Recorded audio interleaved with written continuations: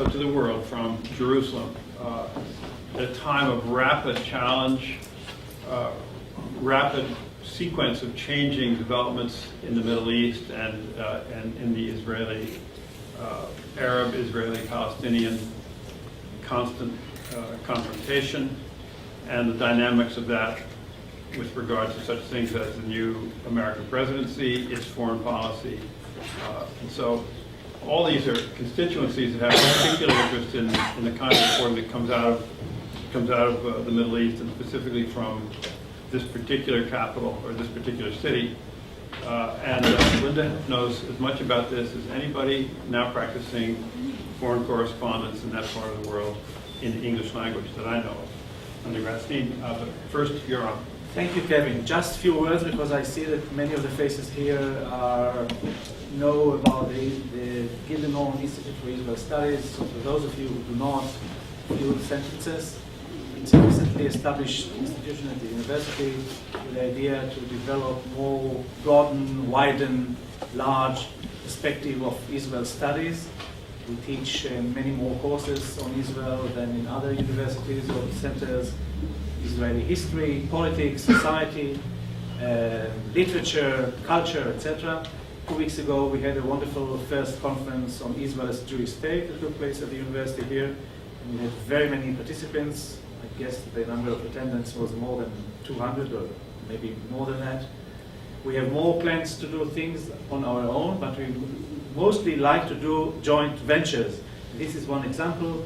We want to do more things with the school here, which will relate to Israeli media, communication, etc., because it's such a major and important field in Israel. I myself was a chief editor of a newspaper in Israel, and at Tel Aviv University I established a Center for Media, Politics and Society before I came here 5 months ago.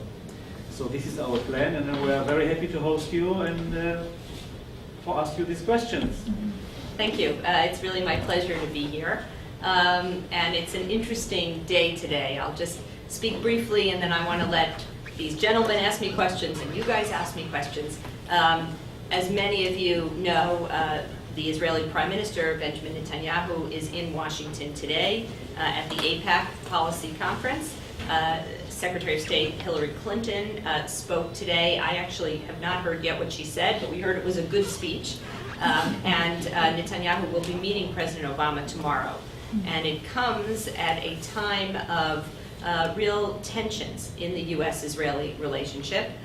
In fact, the Israeli ambassador to Washington, Michael Oren, who's also my neighbor and who I've known for many years, was quoted as describing it as the worst, the lowest point, or the most tension between the U.S. and Israel in 35 years. Use the word crisis. Crisis in 35 years. He later said he wasn't exactly quoted correctly, which is possible, but there are a lot of tensions in the U.S.-Israeli relationship, and what started it is 10 days ago when Vice President Joe Biden was in Jerusalem.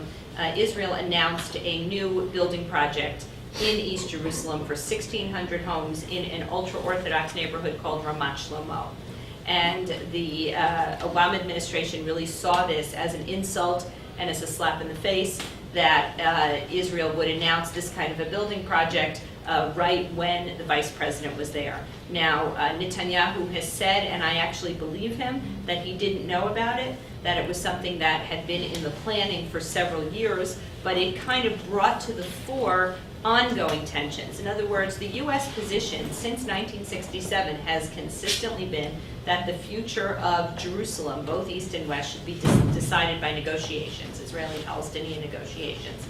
Israel has always said that since 1967 that East Jerusalem is part of Israel, and the Palestinians have said that East Jerusalem is the capital of a future Palestinian state. So you have three very different positions, and they all kind of came to a head. I don't think it means the end of the U.S.-Israeli relationship. After quite a bit of diplomacy in the last 10 days, Netanyahu said that there is no change in the Israeli policy and that Israel will continue to build in East Jerusalem, but won't do it right now. In other words, basically, as Yoram said over lunch, Obama won this round. Israel also agreed to allow cement into Gaza for the first time, and to rebuild the sewage plant that's broken, and Israel is also going to free several hundred Palestinian prisoners. So I think we're sort of seeing the end of the crisis, but it did bring a lot of issues to the fore. I will just make a couple of very brief comments about reporting in Jerusalem. Jerusalem is a fabulous place to be a journalist. Anyone who has been to Israel know that every Israeli has at least 3 opinions, and they will very willingly share them with you. I have, when I want to do some sort of man on the street interviews, you just go into a coffee shop, you sit down, you pull up a chair, you interrupt people's conversations, and that's considered, completely socially acceptable. I did the same thing in Jordan and almost got myself arrested, actually. I just sort of took out my microphone and started interviewing people on the street, and the police came and told me that I should not do that. So it's a wonderful place. Where you really have the story. I've been doing this now for 20 years, and I'm not bored of it. I'm not sure why I'm not, but it's just there really is a sense that you are at the center of the world. The original maps. One of the first maps, the Madaba map, has Jerusalem in the center, and the other continents, kind of coming off of Jerusalem. But you really do feel that you are in the center of the world, certainly the cradle of the 3 monotheistic religions. And it's just a wonderful place that you can, there's just so many different levels of the story. There's religious, there's political, there's social, and people I have almost never had somebody say, I don't want to talk to you. People are willing to talk to you, willing to, let you into their lives. And, as journalists, I really consider it a privilege to be a journalist and to see people at some of their most vulnerable moments in their life that they're willing to share. Linda, to relate only to the latest crisis, because we're not going to discuss the international politics today, what's your perception about the way it was perceived by the Israeli media compared to the American media? This Israeli-US crisis? Well, the Israeli media is a little bit different than the American media because the Israeli media, different newspapers tend to have very definite political slants as opposed to here. It was a huge story in Israel. It was a medium-sized story here. There were banner headlines on all of the newspapers in Israel. It was the lead story for a full week. Here, it was the lead story for a day, and then it kind of faded a little bit more. And I think that, in general, but I think that the coverage wasn't all that different, although the Israeli headlines, said things like, Obama says to Israel, no, no, no, were much more sort of a little bit more sensationalist than the American coverage. The Israeli media was not more critical of Netanyahu than the American media? The Israeli media has always been very critical of Netanyahu. The Israeli media in general tends to be more leftist, and Netanyahu is a right-wing politician. So the Israeli media is always, you did get this sense that the Israeli media was a little bit gleeful about this, like we got him now, here, this is what we can see. And is it only because of the political position of the media, or it's a different culture of journalists to be more critical, more open, more attacking? I think Israeli media is more critical than attacking. I think that they see their job as more sort of being a watchdog and these kinds of things. And I think the American journalists see it as much more trying to provide balance and trying to show both sides of the story. So I think the Israeli media was very critical, but I also think that Israelis see a strong relationship with the United States as a strategic asset for Israel. And there was really some concern about what's going to happen if this U.S.-Israeli relationship is really shaken. So maybe it's better that the journalists will take over government in Israel. Sure, sounds good. They do. Journalists actually go in and out of government quite a lot in Israel, as you know. I looked at some and listened to some recent dispatches from Linda Gradstein on the world, and here I wanted to read to you all one way in which she summarized a recent report about this political crisis over building plans in East Jerusalem. And here's how Linda summarized it for her American audiences. To the Palestinians, East Jerusalem is the future capital of the Palestinian state.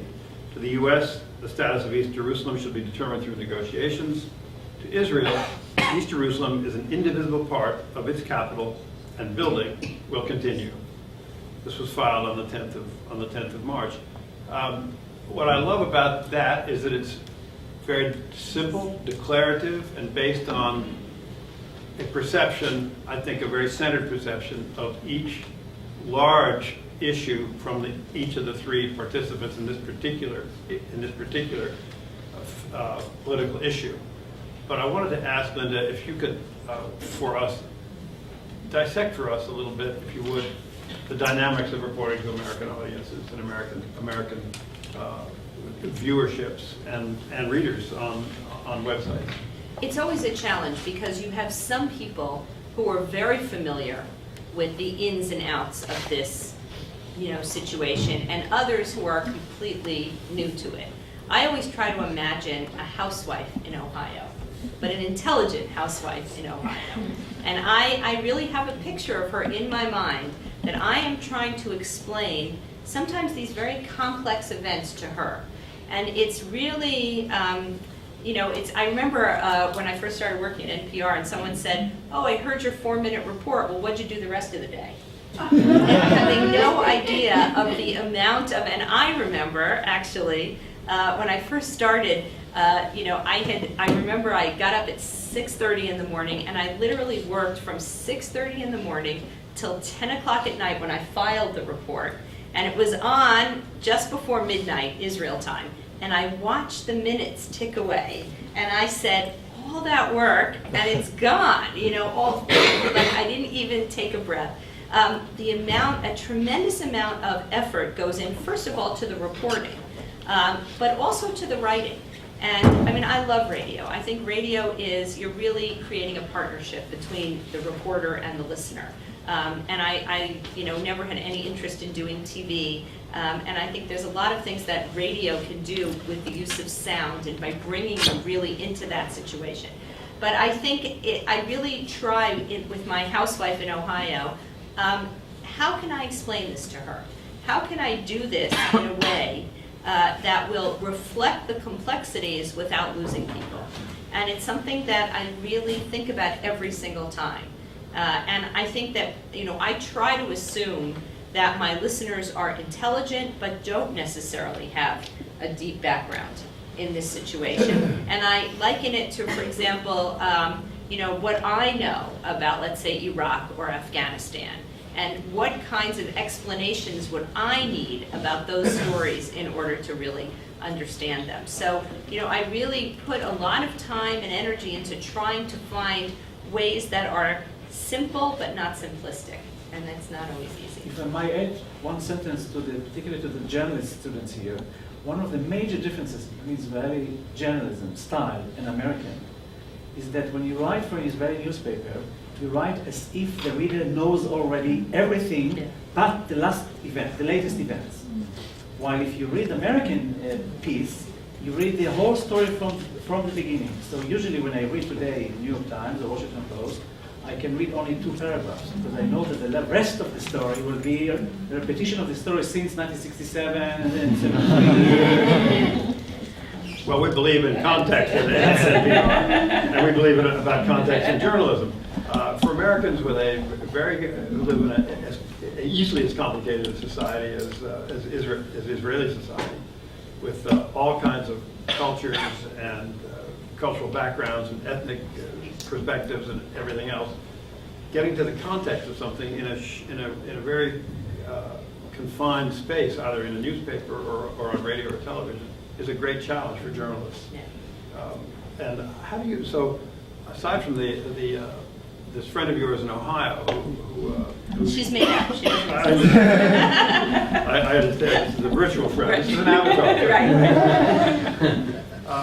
Right. Do you ever hear from her, or do you ever hear from Oh, real Americans? You certainly do hear from real Americans, mostly those who are dissatisfied with your coverage. You hear, I actually once at 1 o'clock in the morning got a phone call on my home line, and who I don't know how she got it, and I was sort of half asleep, and she introduced herself, and she said, oh, she played, those of you who are Jewish in the audience know what Jewish geography is. You know, she said, oh, I think you went to camp with my sister, and I said, well, okay, and she said, how do you sleep at night knowing that what you're doing could help suicide bombers?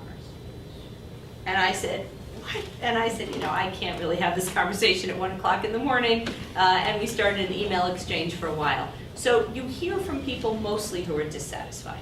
And, in some, and I hear from both sides being dissatisfied. I also think that people really hear what they expect to hear. People come into it with various ideas of whether it's the reporter or NPR or the story, and they really kind of hear what they expect to hear.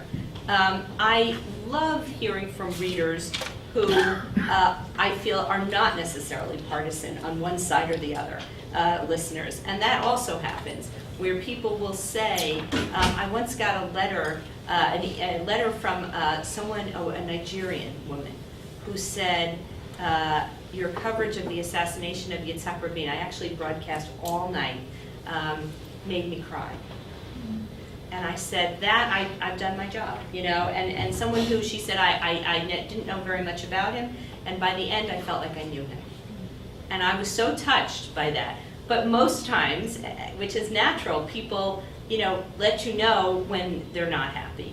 And I really, the issue of objectivity in the media, I don't think journalists can really be objective, but I think we can be balanced. I think those are two very different things. And I don't think every story can be balanced. And there have been all kinds of word counts, and you were involved in all of this, and how many pro-Israel statements, how many anti-Israel statements. I think the question is, does your coverage over time reflect a balance? And if someone just heard one story, they would say, that story is biased. But the question is not, is that story biased? And I don't like this. Sometimes people will say, well, for the sake of objectivity, get a quote from the other side. Mm-hmm. It's not gonna have any depth. It's, so you have somebody saying, I disagree or whatever. But the question is, over time, can you present a nuanced, balanced picture? Beyond that, going beyond the individuals to organizations, you were severely attacked by different organizations, both Jewish and Arabs.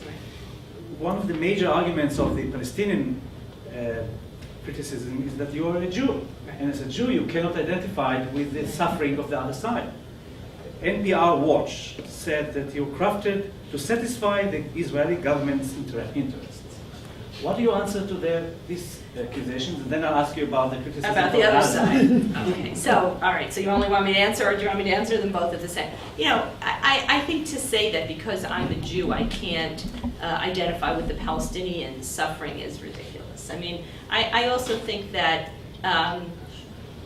you can, any reporter anywhere can and should, do whatever they can to get as deep into the societies that they're covering. I actually think being a Jew and also being a woman helps me.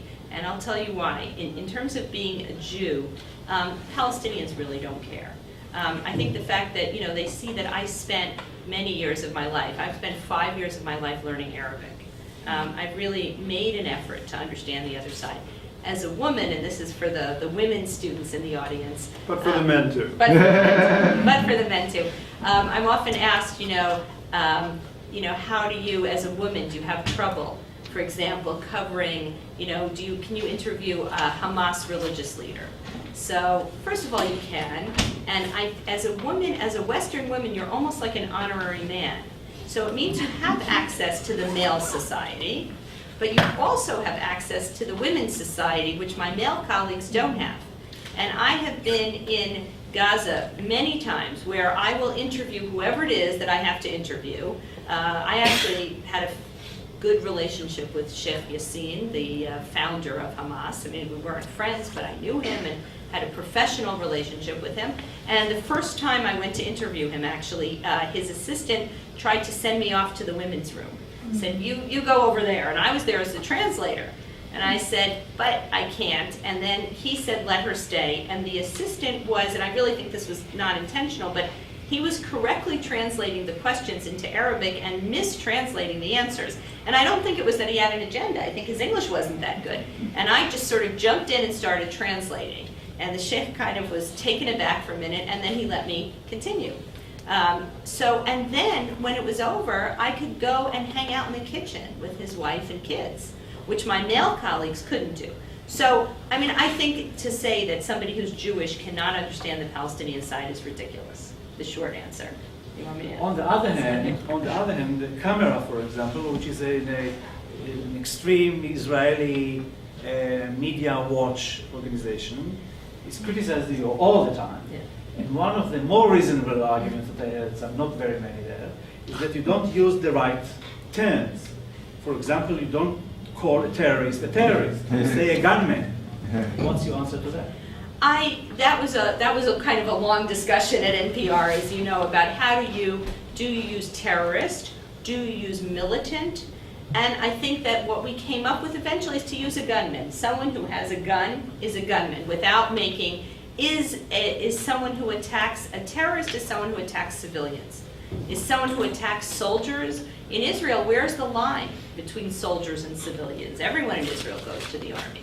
So it got very complicated, and I think the best thing to do is to use factual terms as much as you can. The barrier that Israel is building in and around the West Bank, which is a little bit clunky, but that's correct. The Israelis call it a security fence. The Palestinians call it an apartheid wall. Is it a security fence? Is it an apartheid wall? So first, part of it you could say, is it a fence or is it a wall? And the truth is that it's both. 85% of it is a fence, 15% of it is a wall. But the terms that you use, and I really think that as journalists, our job is to try to use as neutral terms as possible, to try to use descriptive, neutral terms. What do you call the West Bank? Do you call it? How do you call the fence wall? I call it the barrier.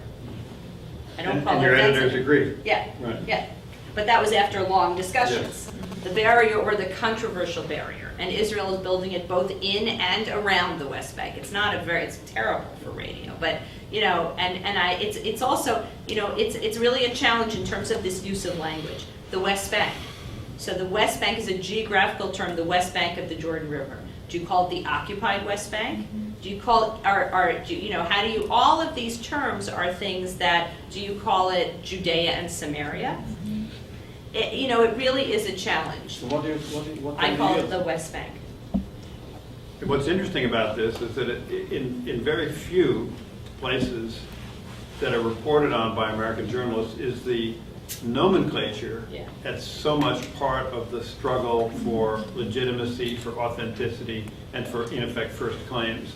Right. So that we can almost use it as a way to look at the kinds of issues that journalists, no matter where they will be in their careers, whether it be in Prince George's County or Montgomery County or Massachusetts or Mozambique, these kinds of issues, of questions of nomenclature, of who's actually gazetteer and dictionary are we using, and if we're using from several, to try to explain from time to time to listeners, to readers, to viewers, where this comes from and what the background of it is. I'll tell you two short stories. One is the way that Yitzhak Rabin, who was prime minister for the first time, called the West Bank, it was Judea and Samaria, which are the terms that the military uses. When he became prime minister the second time, after 3 months, he began to call it the West Bank.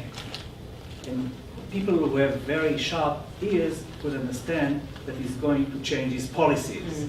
But it's not anymore the Judea and Samaria, it's the West Bank that should be negotiated. When I became chief editor of my newspaper, I told my writers, use whatever term you want. So some people wrote the occupied territories, some people wrote the disputed territories, some people wrote Judea and Samaria, and it was fine. So you knew where the journalists stand. That's interesting. See, I think that's one of the biggest differences between the Israeli and the American media. I don't want anyone to know where I stand. And if anyone knows where I stand, then I'm not doing my job. You know, I mean, and I certainly have my own, you know, opinions, as every journalist does. But you know, that is not the forum for, you know, it's not, you know, if you're writing an op-ed or when you're no longer a journalist or when you're writing your book, you know, that's something else. But in your day-to-day reporting, I don't want anyone to know where I stand. So what term would an Israeli journalist write when he describes what happened 5 minutes to the east from where he lived, namely in Judea? What will he say? He'll say the West Bank, I think. Bagada. It means that he doesn't think that it's Judea and Samaria. No, it's a geographical term, the West Bank of the Jordan River. That won't be the answer of the writers. The point with what you say is that in Israel you cannot hide behind neutral terms. There is no neutral term. It's either the West Bank or Judea and Samaria. No one uses in Hebrew Palestine, because that means that you already gave in everything to the Palestinians. So no one uses that. But if you say West Bank or the territories or the occupied territories, it means that you are willing to negotiate them for peace. If you are not willing to negotiate for peace, then you will say Judea and Samaria. So probably that's the case because it's an existential issue for the Israelis, but not so much for the Americans. So 2 or 3 words have an enormous history attached to them, like a kite with a very, very long tail. It comes up, it keeps going up and up, and you can see it all the way. It's an amazing sequence, and it allows us to look at the power and also the responsibility and the pressures that are on journalists. I wanted to ask you, at a non-journalistic level, if you would tell us, Linda, a little bit about what took you there in the first place. You're a mother. You can share with us how many children and where they are, perhaps, and how you do all this. I'm a Jewish mother. If I'll start talking about my kids, I won't finish. I just was always fascinated by the country. You were raised in Long Island? I was raised in Long Island, and I had my bat mitzvah in Jerusalem. My parents gave me a choice of a party. My grandparents had all passed away at that time, a party or going to Israel, and I decided to go to Israel, and we went to a synagogue that was meeting in a bomb shelter at the time, and I read Torah and did all this stuff, and I just found that it was such a fascinating country. And that was I won't say how many years ago, but that fascination, I started reporting for NPR when I was 5, by the way. just to get that. I'm also taller on the radio. But other than that, now that we've got it all. And my husband is actually from this area. He grew up in Bowie. His brother actually went to the University of Maryland many years ago, Neil Churkin. He was very active in the Hillel, and his brother today lives on a kibbutz near Eilat that's doing unbelievable stuff. It's called Kibbutz Keturah, Ketura. If anyone wants to check things out, they're doing. There's somebody who's growing plants for the Dalai Lama, and they have germinated a seed from They found a seed on Masada, a date tree seed that's 2,000 years old, and it's germinating now. And they're also they're just doing some really amazing stuff. And there is an institute there called the Arava Institute that does environmental education for Israelis, Palestinians, and Jordanians. And the Palestinians and Jordanians and the Israelis come and they live together on the kibbutz. And the idea being to develop a cadre of people, because environment, knows no borders. And if you have an environmental problem in Israel, it's going to affect the West Bank and it's going to affect Jordan. So as a way of coexistence. So they live on a kibbutz. I live in Jerusalem with my husband, who is American, and we have 4 kids. I have 1 girl and 3 boys. One of the boys is up for adoption, if anybody's interested. My 9-year-old. He's got way too much energy. I have a daughter who's 16, and my boys are 13, 9, and 6. And it's, this is a sort of classic, sort of parenting challenge. I actually, in some ways, I love the fact I work out of my house. I have a little studio in my basement. And I was, actually, as I took the train downtown this morning with my sister-in-law, I have no commute. I'm there all the time. And work and family, there's sort of no separation. That's the downside of it. But I think that, I actually think the work-life balance in Israel is much healthier than it is here. There, for example, daycare, there's very good government, government checked out, whatever, government, daycare starting at 3 months. And most women work. And basically, a full-time job is from 8 to 4. And it's the line between the professional and the personal, I think, is blurred there, and that's something that I personally really like. Well, here in a college of journalism, I must ask the question. You went to Israel out of your teenage years and out of a kind of fascination once you arrived there. What was it that you could have done many things with your life once you decided to live in Israel? Why doesn't journalism start with you, and for what reasons? Sure. Why? I sort of fell into journalism, and especially for the students, this is something you guys should listen to. I'm going to talk about how I got the job at NPR. I don't know if you even know this story. I don't know. Do you know the story? It may never have been told to me. I don't know if you were there then. When I basically wasn't sure what I wanted to do. I had taken the Foreign Service exam. I spoke Arabic. I spoke Hebrew, and I started running out of money. I was a student, and so I decided to start. I started working as a translator for different journalists, from Hebrew to English and Arabic to English, and that's sort of how that's how I got started. And then I was very lucky in that the Washington Post correspondent at the time, a guy named Glenn Frankel, kind of took me under his wing and kind of became my mentor, and I started working. And then Glenn left, and the next guy, Jackson Deal, sort of inherited me with the furniture. I decided it was really time to do something else. And I had never had any experience doing local reporting. And the way that usually journalism works is you get a job doing local reporting, and then you do national reporting, and then you do foreign reporting. And I had sort of done everything backwards and had started out with foreign reporting. And Glenn said, you really should get some experience doing local reporting.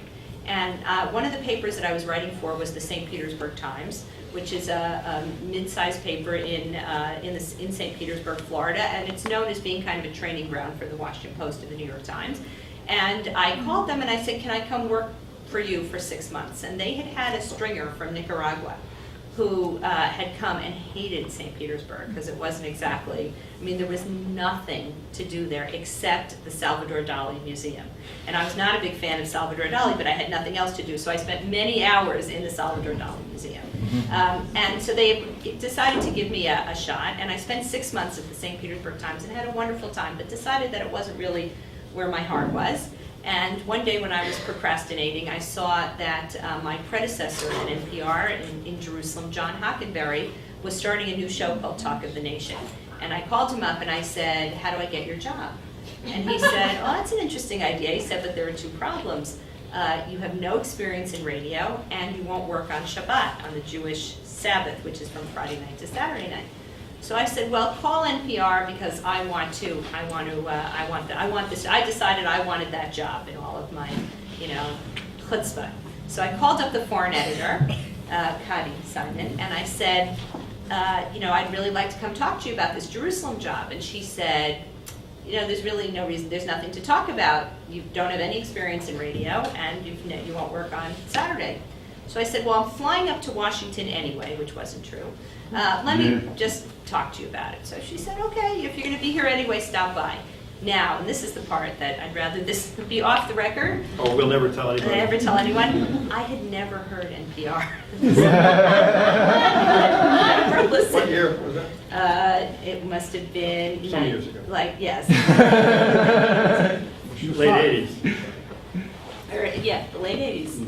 And it wasn't, I was in Jerusalem most of the time anyway. When I was here, I didn't have a car, and so I flew up to Washington, and I went to talk to her, and she said, look, she said and she repeated her objections, and I said, well, I said, listen, I said, I bet that I can learn radio faster than one of your journalists can learn Hebrew and Arabic.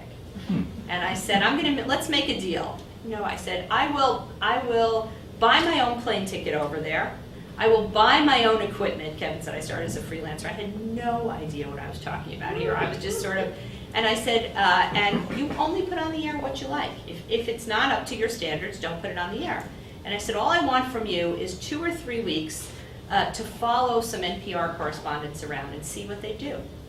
because I really, and I said, you're right that I've never done radio, and then let's give it a try. And the only reason she agreed to give me a try was that the guy in South Africa was threatening to quit unless he got more money. So she basically took the money from Jerusalem, moved it to South Africa, and I got the job because I came cheap. And then I followed around for a couple of weeks. I don't remember, pretty cheap. Pretty cheap. We used to say NPR stands for No Pay Radio. And I followed people around, and I'm also, another sort of secret is that I'm not particularly technologically adept. And we had to, at that point, it was before digital, it was splicing tape with razor blades, and I was terrible at it. Scotch tape. And Scotch tape. It was wild. And then I would FedEx the stories in onto, it was just, and the technical part was really a challenge for me. And as someone, when you're coming from print, it's a big change. And I fell in love with radio. I really did, because I think radio can just do amazing things. So basically, that was a long-winded answer to the fact that I fell into it. And my recommendation to the students is, if there's a job that you really want, don't give up. Just keep pushing away at it until you get it. Volunteer to be a free intern. Call up whoever's job you want in 10 years, call them up and say, I want to be your intern. I meet with students all the time. Students will email me, I'm coming through Jerusalem, do you have time for coffee?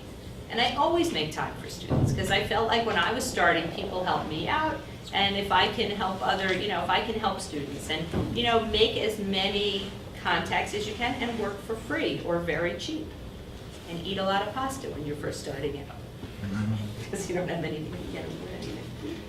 I wanted to ask you about the changes that took place lately in your work because of the internet and bloggers and citizen journalism. How did all that affect your daily work? I think, first of all, what happened is you're having to update your story constantly. The internet, I actually think, has not been great for journalism, because sometimes you're so busy updating your story, you don't have time to actually go out and report your story. In terms of bloggers and citizen journalists, I think there are times that they can play a very important role. The problem is that anybody who, with any agenda can become a blogger or a citizen journalist. And there's a lot of garbage out there as well, in terms of coverage. And there are people who have no journalism skills, or even worse, who are going into it because they have a certain agenda, and who are, trying to skew the news one way or another, and who are using, all kinds of tools to get more hits. That said, surveys have shown that the majority of Americans still get their news from reputable, regular news sites. So if these bloggers and citizen journalists are raising issues that, for whatever reason, the mainstream media is missing, and that's certainly very possible, more power to them. In other words, if there are issues that should be covered that aren't being covered. But I think it's a little bit potentially dangerous phenomenon, because there are people who may have journalism training, may not have journalism training, and anybody can write anything. I, for the most part, don't read blogs. I just don't have time. There's really not that much in terms of that kind of stuff that I read. If I want to know what the competition is doing, I read the New York Times and the Washington Post. I don't read, I don't read a blog somewhere. I think now we would ask you all to ask Linda about her reporting, about life in Israel, she sees it, and about journalism in general. And we had a hand up right back here. First, very short comment. You said you were more enthused with balanced reporting than you are with objective reporting, at least the term. But the very little debate you just had about the use of the terms like West Bank and yes. Rather than Shtachim, or rather than territories, or rather than occupied territories, or rather than Judea and Samaria, and the fact that you use the term barrier, you prefer the term barrier in reporting to the term wall or fence, suggests indeed that you're interested in objective reporting, not just balanced reporting, because those indeed relate to the issue of objectivity, not to the issue of balance. But a question I want to ask you, if you are familiar with it, What is your opinion, and I've been listening to you for all 20 years, I think you're phenomenal, by the way. What's your opinion of Al Jazeera, English and Al Jazeera Arabic, in terms of their objectivity, balance, and quality of news reporting? I actually think that Al Jazeera, I tend to watch the Arabic because that's what's watched throughout the Arab world. So I'm more interested in seeing the news as it's being presented to the Arab world than about, and I actually think they're relatively balanced. They have on Israeli officials. Israeli officials have said to me that they prefer Al Jazeera to the European press. Israeli officials see, and I'm really not an expert on this, but they see a lot, I wouldn't say a blanket statement, but they see a lot of the European press as being very pro-Palestinian, and they think Al Jazeera is actually more balanced.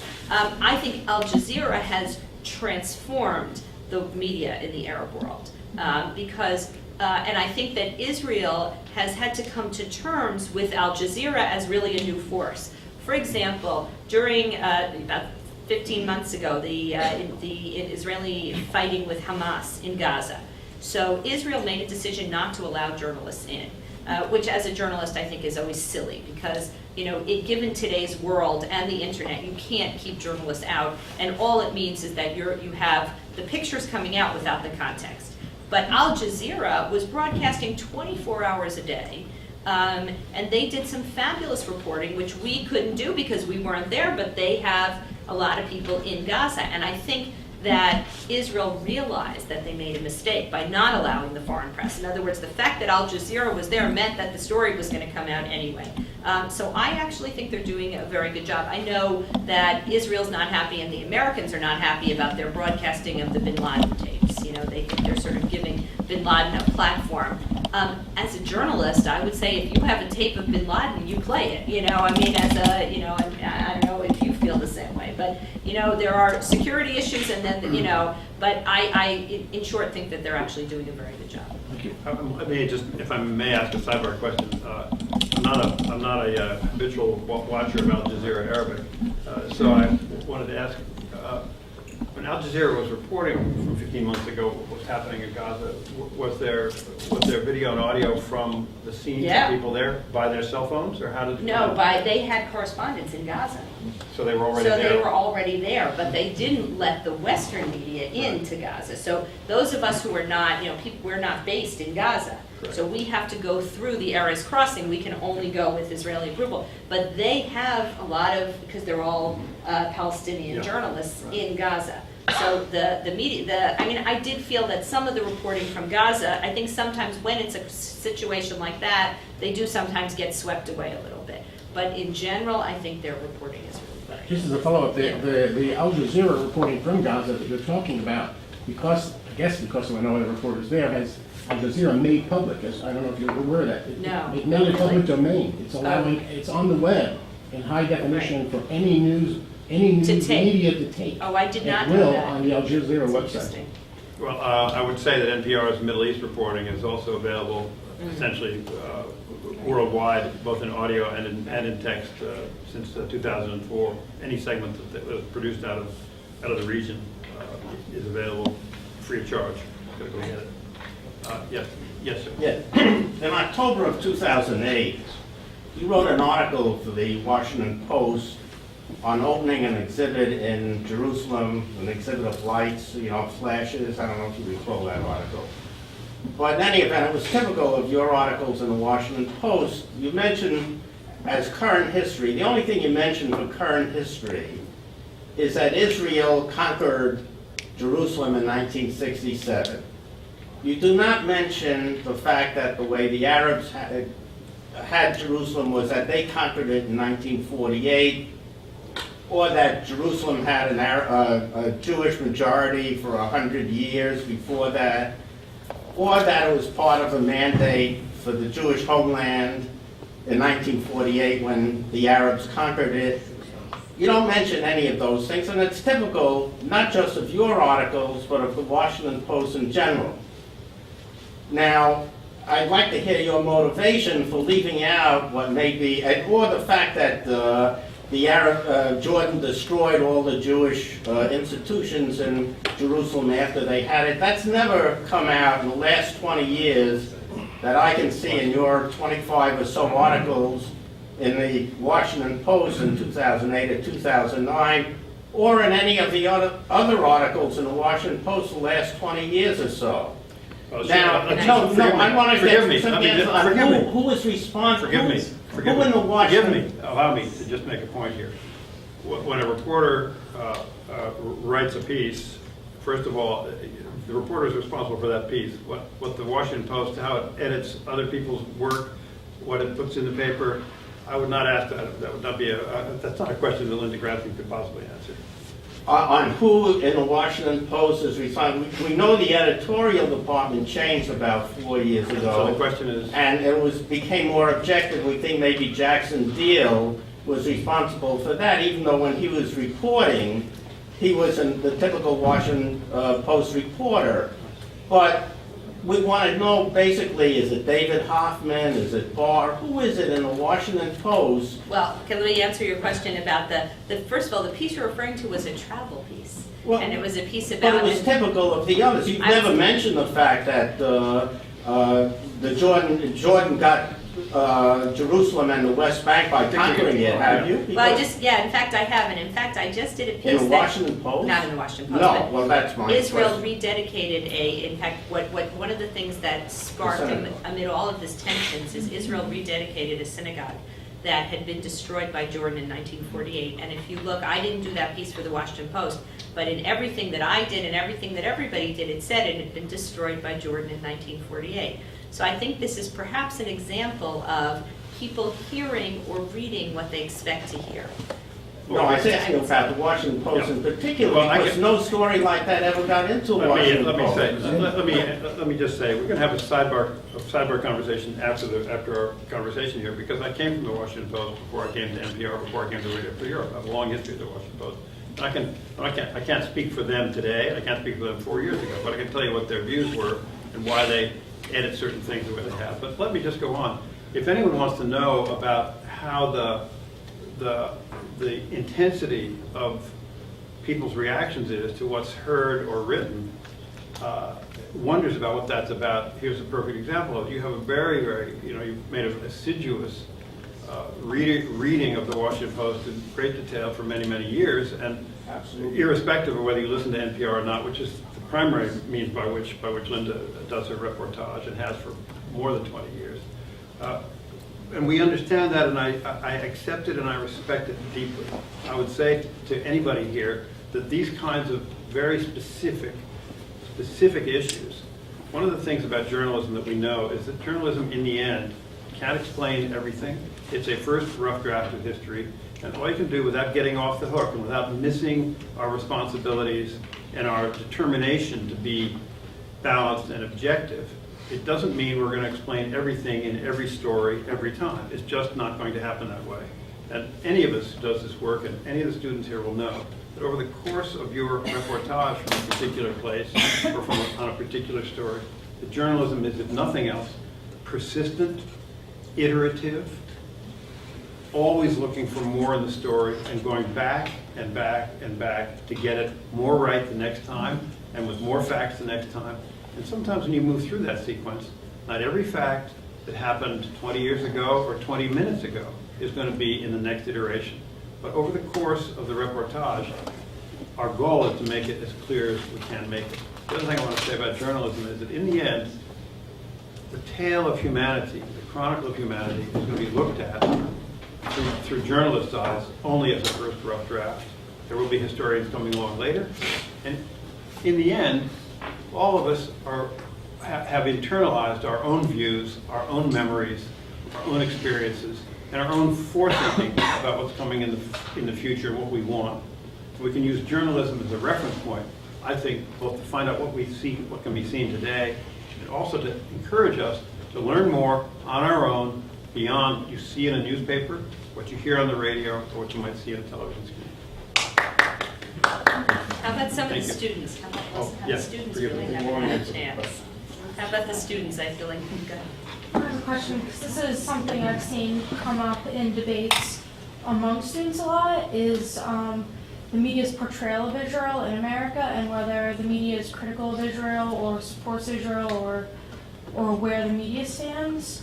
And it's always interesting because, and it could be a case of people reading or hearing what they expect to read or hear, but the pro-Israel kids always are like, the media hates Israel, the media is out to get Israel, and the pro-Palestinian kids are like, what are you talking about? The media always covers Israel favorably, and do you think part of that is, how much of that do you think is true, and if so, do you think, I guess my question is, because I see the media is kind of changing in its coverage of Israel, and during the first Intifada, and 2001 to 2004, it was very positive towards Israel, 'cause what was going on. And I know, I feel like it's gotten more critical. Do you agree with that, or what's your sense? I mean, again, I really don't believe that as a foreign correspondent, it's really not my position to be critical of Israel or to not be critical of Israel. It's as much as I can to get the facts right, to try to provide as much as you can context, and I think Kevin's point is you can't, provide 100 years of history every time you do a story. I don't think the media has become more critical. I think that international opinion of Israel has become more critical. And I think we saw that especially after the Gaza fighting with the Goldstone report, which got a lot of criticism in Israel. There was a report written by a South African judge, a United Nations report. He's Jewish, he's a Zionist. And Israel chose not to cooperate with that report, feeling that it was going to be biased and that by cooperating with it, they would just give it legitimacy. But that report, I think, has caused, there's definitely more criticism in the international community of Israel. But I don't think that coverage of Israel has changed. There have been lots and lots of studies on this, and I find it interesting that both sides believe the media is biased against them. And it's something that I've definitely had personally, where Yoram was talking before, where both sides, I've been really criticized by both sides. And I think that, some people, and I think it's a bit of a flip answer to say, well, if both sides are angry at you, you must be doing a good job. I don't actually like that answer. I think it's a little bit of a flip answer. But, I think that you have to just really try as hard as you can to get it right. And if I can make just one more sort of, brief, as a journalist, to me, the most important thing is to just get out into the field as much as you can. Get out and talk to people. Don't sit in your office. And I have never regretted taking a reporting trip. There are some times where I will spend 6 or 8 hours to get one quote, one piece of tape or one, but as much as you can to just get out and do reporting. The use of the term media is wrong. It's a wrong use, because you have to be more specific what you're talking about. For example, there's a major difference between the US media and European media. European media is definitely much more critical than American. I was responding to the American media. Right. I assume that's what you were So asking. when you talk about the New York Times or Washington Post, even, you can't compare it to the European ones. I'm not talking about Spanish media, newspapers or Swedish. I'm talking even in Britain or in France or in Italy. And then that's one one distinction. And I think that there is a change. The European media became more critical than in the past. And then you have to distinguish between the press, the newspapers, and the television. In the press, you have more critical approach by many more op-ed writers, much more than it used to be 10 years ago or 20 years ago. Television is a different story altogether, because television shows you a picture, and you think that the television criticizes you. Television shows the young Palestinian kid standing against the huge Israeli tank. Even with no words, that's the picture. What is that picture? Criticism of Israel? Of course, because you tend to support the suffering kid against the machine.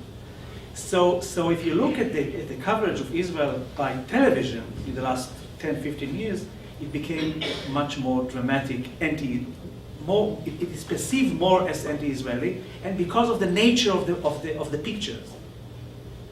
So when you discuss really whether the international press, what position they have vis-a-vis Israel, it's much more complicated, and you have to go into details to see different organizations, different media channels, to see the different techniques that are used. It's very complicated. The simplistic approach, the media is against us, which I heard yesterday at the APEC conference. The media is against us.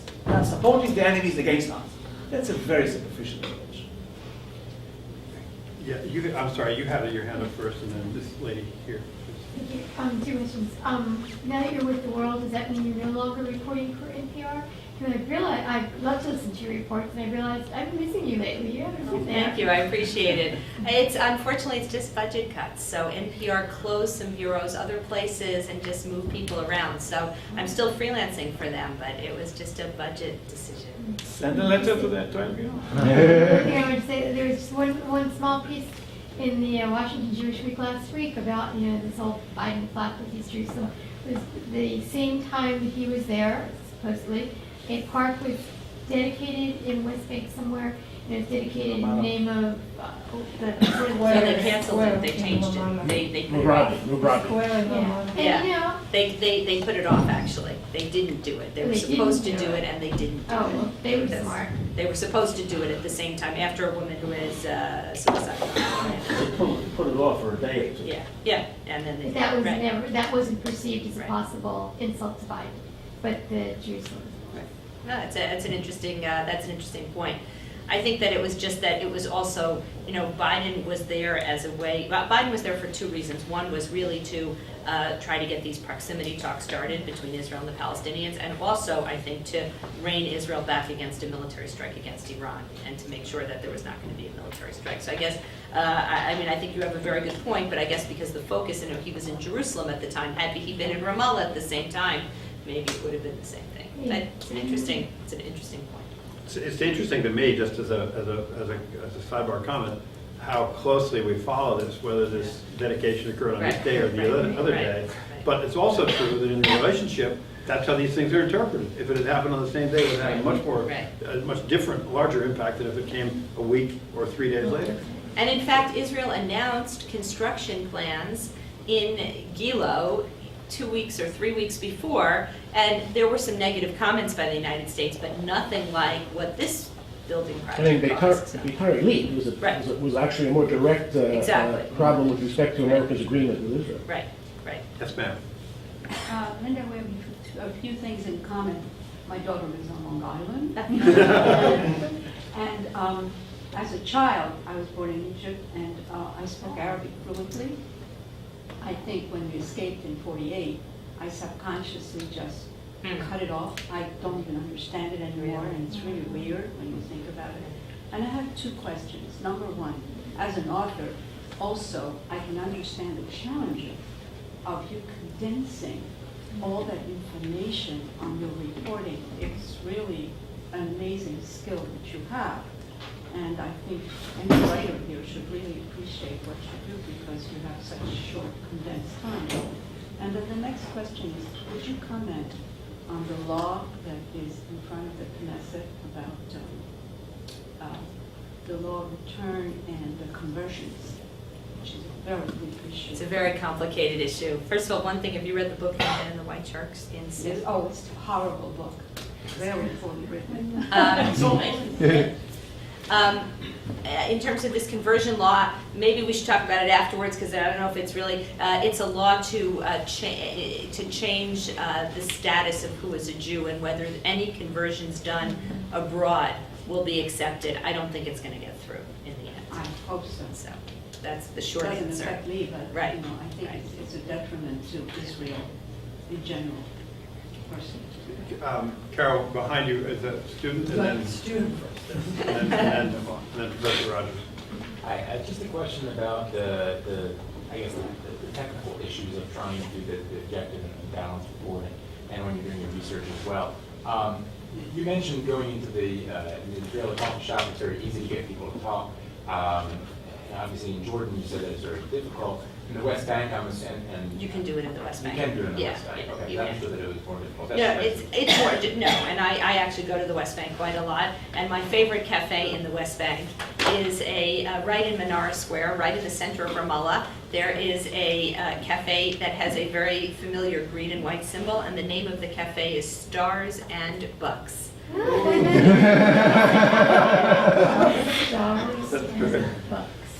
Yes, Professor Rogers. Yeah, I had a question about any stories that you have maybe not been able to do that you think are important to do, either because that you couldn't do because of access, because of resources, because there's not interest, but you see them as important and There are two. The ones that I have, the only thing I really have trouble with in terms of access is ultra-Orthodox, because I can't go into the men's yeshiva. I have actually crouched outside and put my microphone through windows, or I have given my microphone to someone to go and sit in. I don't have that kind of access because, as opposed to the Palestinians, the ultra-Orthodox, some of them won't talk to a woman.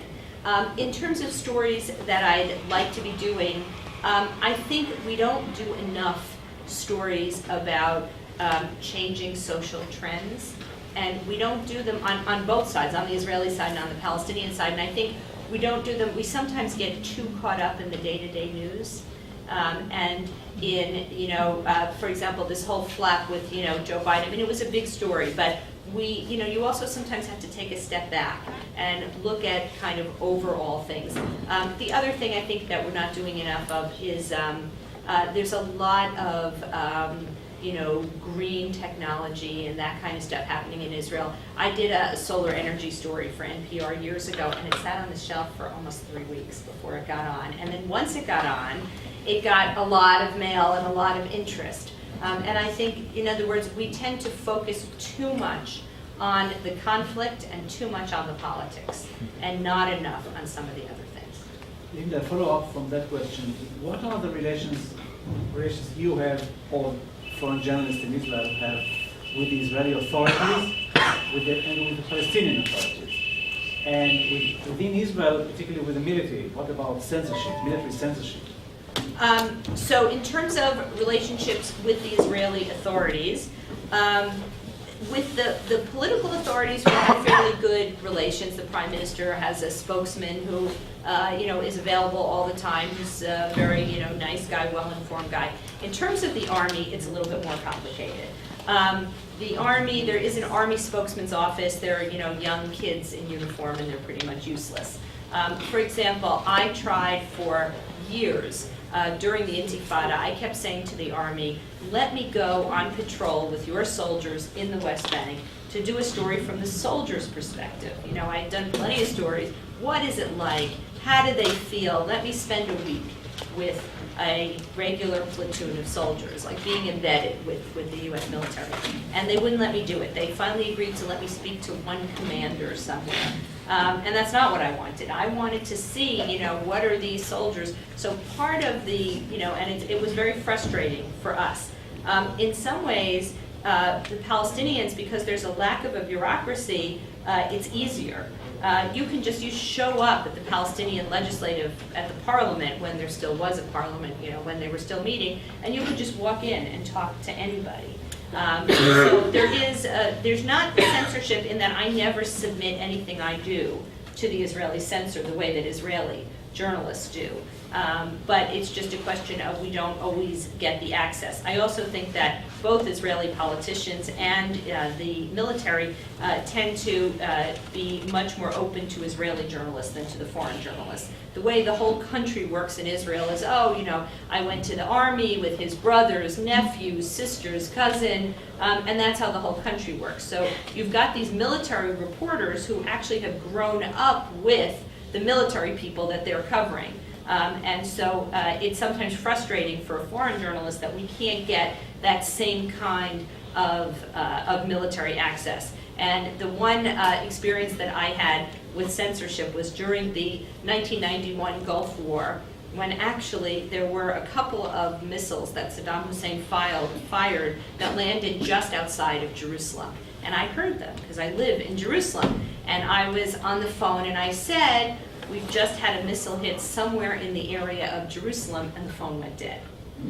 So So during wartime, and you covered 4 wars, didn't you? Yeah. So even during wartime, there's no, that you didn't have to No, present we the material didn't. to the censorship? No, there were guidelines that were put out. The TV people did, because they're showing, if you're showing pictures, and so, for example, we were asked not to, after this, not to say where missiles had landed. And if you look at where the missiles landed, they basically were in a circle around the defense ministry, and obviously that's what they were aiming for. And so if you say the missile landed on this street and this street, you know, you're perhaps helping them aim, and journalists did keep it. Or, for example, the immigration from Ethiopia, which was done overnight. We all knew about it and were asked not to report it until after it had happened, because that could endanger the operation, and everybody except one went along with it. And the problem is that once someone breaks the censorship, then you feel like an idiot. You're being a good girl and doing what they want you to do, and then it's out there anyway.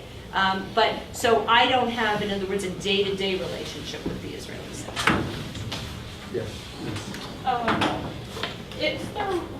As far as Israel and Palestine, is there religious freedom over there, and how is it reflected in the media? That's sort of a big question. In terms of, religion in Israel is a big issue, because there is a status quo in which the ultra-Orthodox rabbinic authorities are responsible for issues of personal status, marriage, divorce. There's no civil marriage in Israel. And in fact, there are growing tensions between the ultra-Orthodox and other parts of the Israeli population. It's sort of a big story that is hard to, someone asked about the issues that we're not covering. I think these are the issues that we're not always covering, because I think they're really important issues. In terms of the Palestinians, it doesn't seem to be as much an issue. The majority is Muslim. There is a Christian majority. I've done quite a few stories about Christians who have left partly because of feeling, pressure from Muslims to leave, from Bethlehem and from other places. So these are definitely important issues, and I think we don't cover them enough. Do you have dual citizenship? I don't. I'm not an Israeli citizen. Do you have free? Can you get to Gaza? Well, that's one of the reasons that I'm not an Israeli citizen, is so that I can continue to go to Gaza. Israeli citizens are barred from going to Gaza, and they're not supposed to go to the West Bank either. To areas, the West Bank is divided into 3 areas, A, B, and C. A is under the sole control of the Palestinian Authority, and that's the cities. The center of Ramallah, Nablus, Jenin, and Israelis are not supposed to go there. That they do. They're supposed to get permission from the army, and it takes a long time. Gaza, if there are quite a few journalists who are dual Israeli-American citizens, and they cannot report from Gaza at all. And the purpose of the restrictions is for security reasons. For security, the safety because they're of the individual of the going in there, individual and then going. requiring the IDF or somebody else to go in and To go in and try to find them. There was an Israeli soldier who has been kidnapped for almost 4 years now. He's still alive, and they've been working for years on a prisoner exchange. They got pretty close a few months ago, and Israel was prepared to release 1,000 prisoners, including from Hamas, in exchange for this one Israeli soldier. So it's for security. Although in the past, when they did allow Israeli citizens into Gaza, everyone had to sign a waiver saying, if anything happens to me, I don't hold the army responsible. I don't expect you to come and get me. But it's ostensibly for security. Yes. Can you tell us a little bit about the operation? Do you work with a producer? Do you produce your own stories? How do you make the contact with the sources for your report? Because I had a feeling that it will be bad. Well, thank you. I appreciate it. In terms of the production, I don't work with a producer. I just go out myself with a microphone, and then what I do is I send the different elements. I have what's called an ISDN line. So I just hook up my digital recorder and I send it, and I will send them my voice and then all the pieces that I want them, and with instructions of how I want it mixed, how to use the sound, and they will physically put it together. Now I am going to have to kind of get over it and start doing it myself. And I've just sort of been hesitant, which means, sort of putting it on as computer files and cutting and pasting the computer files. And I'm more than happy if someone, but I think they're kind of getting tired of doing it, and I'm going to have to do it. So basically, journalists have become their own producers, but it's very time consuming. I mean, basically, for every minute of a radio report, you record about an hour of sound. So a 4-minute report, that means you have to go through 4 hours of, interviews and sound and tape. Why is it so wasteful? What? Because I think it's, I think you always want to have more information. You want to understand, you want to, as much as you can, understand. I also find that when you're having a conversation with someone, I was thinking, in some ways, even this conversation, which is a very public conversation, it takes a while till people are really open and honest. And I find that, it can take sometimes, people are, especially if they're sometimes a little bit hesitant to talk to you, and it can take an hour before they really are opening up. And, you can't sort of, jump into someone's life, record 10 minutes and leave. All of this takes time. In terms of developing sources, that's something that, you do gradually over many, many years. And I use everything, I do the Israeli thing of, my cousin's brother's sister's nephew. I use Israeli journalists, I find, are terrific resources. They're very well plugged in. I use a friend of mine who's in intelligence, can you find out this for me? And, you sort of develop a network of sources on both the Israeli side and on the Palestinian side. And, you spend a lot of time drinking coffee and hanging out and getting to know people, and that's all time that I think is really well spent. Because, you have to have, they have to trust you, you have to trust them. So, it really does take time to develop sources. So your sources, just could I cast a sort of wide net? It's Palestinian sources, it's Arab sources, it's Israeli sources, it's maybe American embassy or other foreign embassies who are there. It's Hamas, you have sources in Hamas and sources in Fatah. Yep, across the board. Do they know what you report? Yeah, How do they know? Well, they can listen to it on the internet. Of course, but...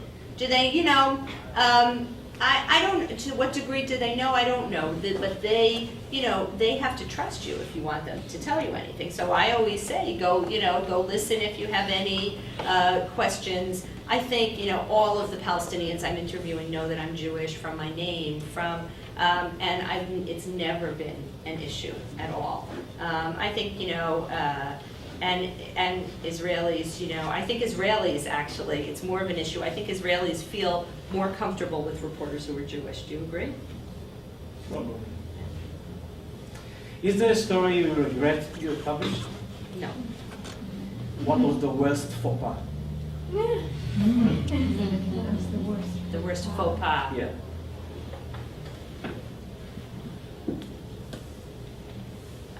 What was your biggest success? What was your biggest success? I'm very proud of my coverage of Rabin's assassination. NPR won an award for it.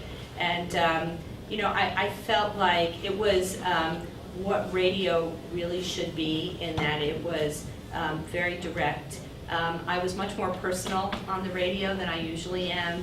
I felt like the situation sort of called for it, and I basically broadcast for 10 hours straight. Not just me. They brought in all kinds of other people, but, I remember at one point I lost my voice, and I just from broadcasting, and at one point I had to go to the bathroom, and I gave my husband the phone and said, if they come back, just say something. And, I went 10 hours straight, and I think I even cried on the radio, which is not something that I would normally do, but it was a huge story for Israel, and I think it still today has reverberations. I sometimes wonder if the course of history might have been different if Rabin hadn't been assassinated. I'd like to. I think this is a good interval to just tell you a story about Linda and who she really is from an editor's point of view. During the Second Intifada, as you know, a great deal of it was about suicide bombs against unsuspecting civilians in Israel, or Israelis were the targets from beginning to end.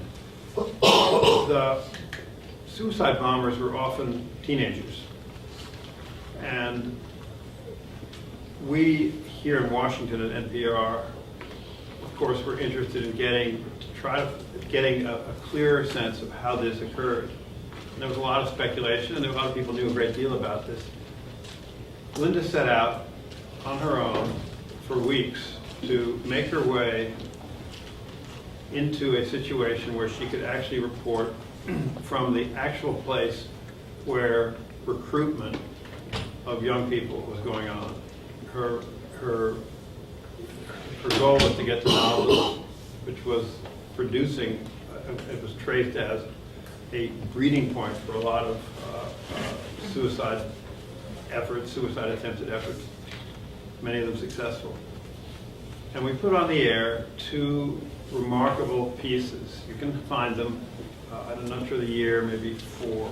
Yeah, maybe 4. 3, maybe 3, maybe 4. You can find them at NPR's website, in which Linda interviews both recruiters, some sort of shadowy, quiet, very underspoken young men who are recruiting teenagers to blow themselves up.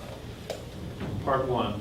Part 2, an interview with several 18-year-old boys who had committed to get strapped up and go off and try to kill somebody and also kill themselves at the same time. The stories were told completely in the most neutral, low-key narrative, detail by detail, and the voices coming back were so quotidian, so unremarkable, that you might almost think it was an exploration of some minor sequence in somebody's life. And we put these stories on the air. We didn't billboard them, we didn't build them up, we just streamed them into probably into All Things Considered, one day after another day, saying the story 1, story 2, telling you the second piece the next day. We received a lot of criticism from many listeners saying that we were making heroic this hideous sequence. And my response was that actually we weren't. We were actually trying to show how dismally routine it was for these kinds of people, and how the recruiters had descended and reduced and reduced and reduced their presence. They weren't making heroic statements. They were just, in effect, saying, if you do this, your families will receive money, and you will go to heaven. And it was a very, very low-key sequence, completely, in my view, totally chilling. Not an easy set of stories to do. Endangerment personal, endangerment from a professional point of view, because you could be spun on this so easily. Yet this woman, mother of 4, wife, with a great professional career behind her, and not really needing to do this to prove herself to anybody, did this sequence, and it took 6 or 7 weeks to make her way there. In the same sequence,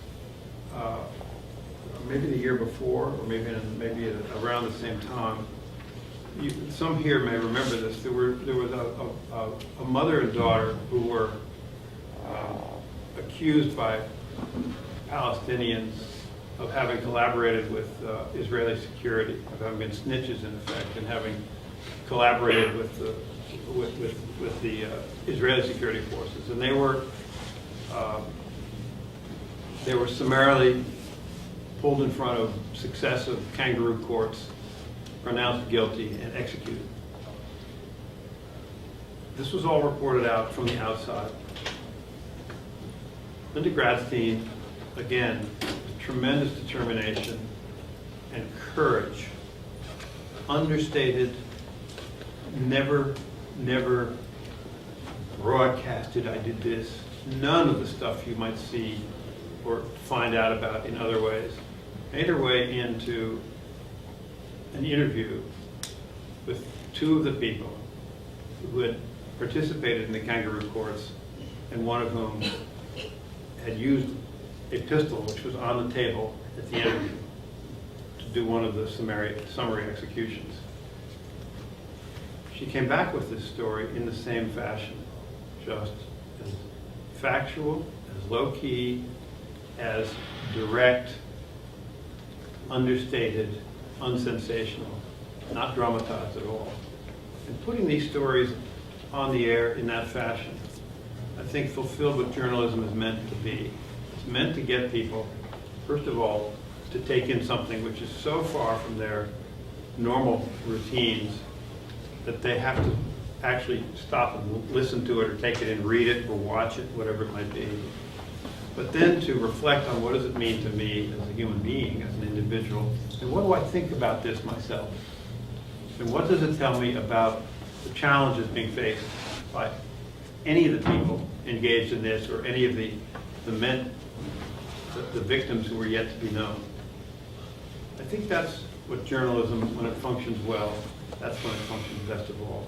And I think it's a tribute to who this remarkable woman is in her understated presence among us today, what she's done with her life and career. It makes me filled with respect and actually awe. Undergrad student. Thank you.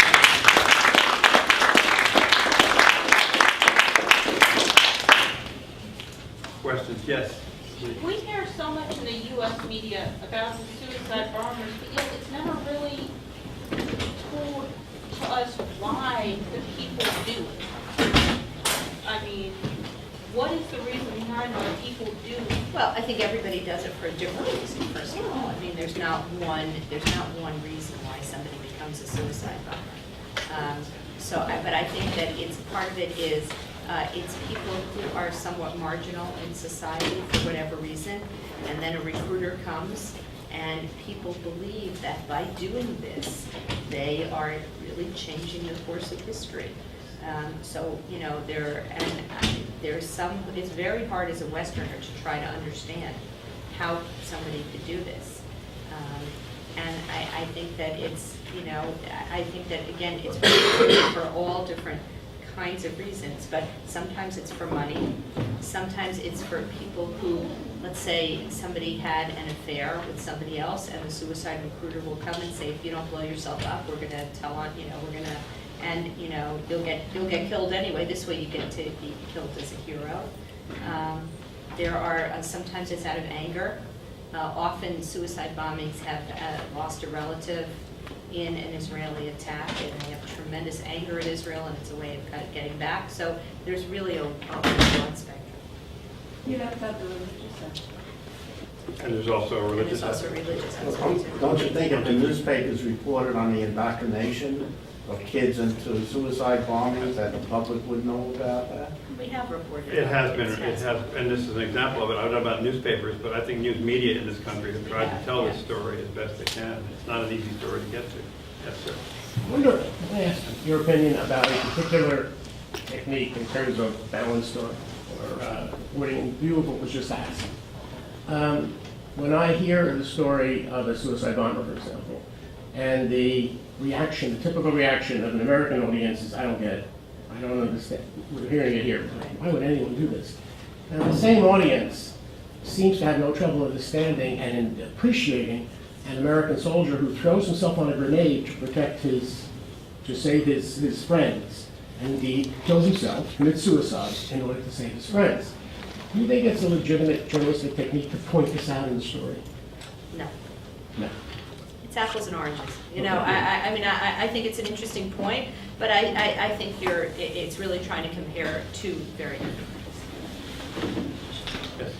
I had a question more to do with new media or new technologies in media, or ways of coming across with current events, learning about current events. If you know about a subject called computer games that are specifically designed to teach serious games.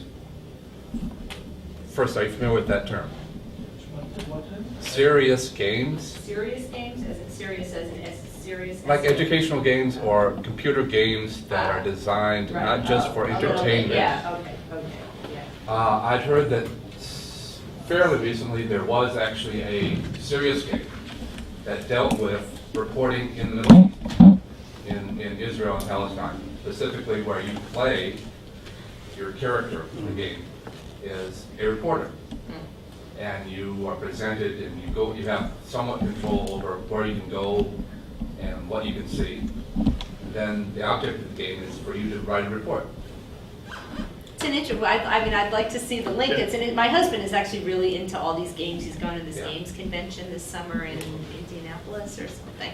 I mean, I think it's an interesting idea. I personally, it's something that I would like to do. If I was teaching a class, I would do it for an hour. But not. I mean, I think it's an interesting idea. But I think you're so. I mean, it can't approximate reality. I mean. It's interesting, but I don't know anything beyond that. I mean, I guess I'd have to sort of see it, but I don't know that a video game can really. I'll try to forward you a link. I would like that. Thank you. It's Linda Gradstein at Gmail. Okay, Linda Gradstein at Gmail. Thank you all so much for joining us today, and thank you very much, Linda, and thank you, Yoram.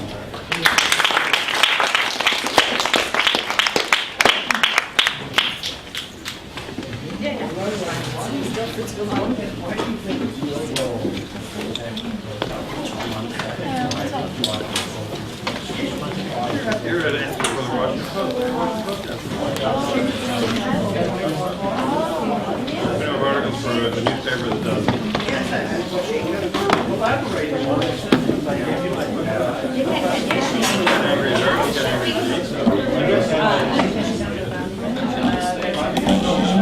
Next question was, if I had to ask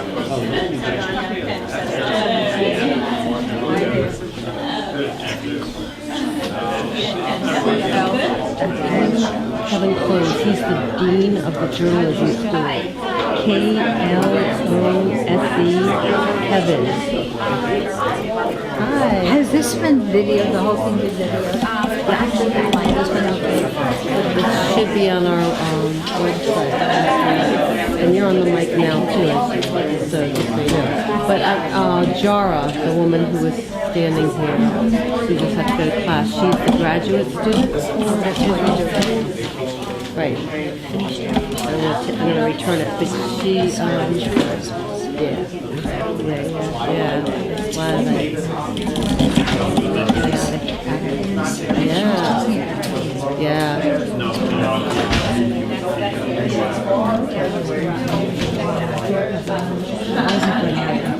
Maybe that's Sure, but I think it's actually, we're talking about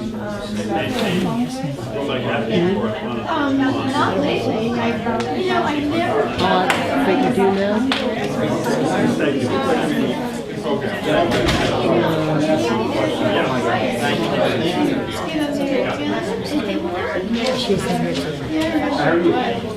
Oh, that's right. I'll tell you later. There was